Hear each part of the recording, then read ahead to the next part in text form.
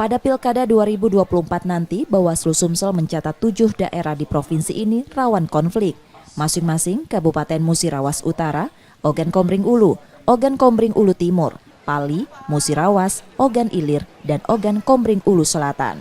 Penandaan ini setelah Bawaslu Sumsel menetapkan Indeks Kerawanan Pemilu atau IKP, meliputi sosial dan keamanan, penyelenggaraan pemilu, kontestasi, serta partisipasi dari Pilkada 2020 lalu. Bawaslu Sumsel menyebutkan konflik diduga timbul akibat ketidaknetralan ASN dengan indikasi hubungan keluarga antara caleg dan ASN atau unsur penyelenggara. Selain itu, kasus politik uang juga masih marak dan tertinggi, salah satunya di Kabupaten Oku Timur.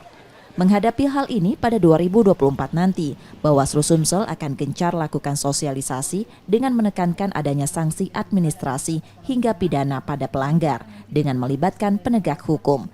Rawan terhadap money politik karena waktu itu banyak laporan masyarakat, ada temuan kita, ada laporan masyarakat terhadap indikasi adanya politik uang.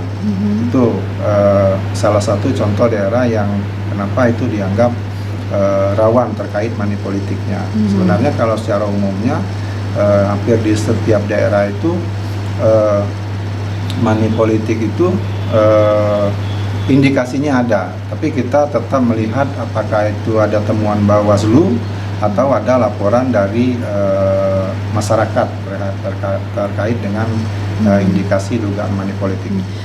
Sementara ini, Bawaslu Sumsel menerima beberapa aduan terkait pelanggaran penyelenggaraan pemilu dan pilkada, seperti dugaan kampanye terselubung saat acara 17 Agustus lalu di Kabupaten Banyuasin yang saat ini tengah dalam proses. Reski Oktora, Kompas TV, Palembang, Sumatera Selatan. Untuk pemilihan presiden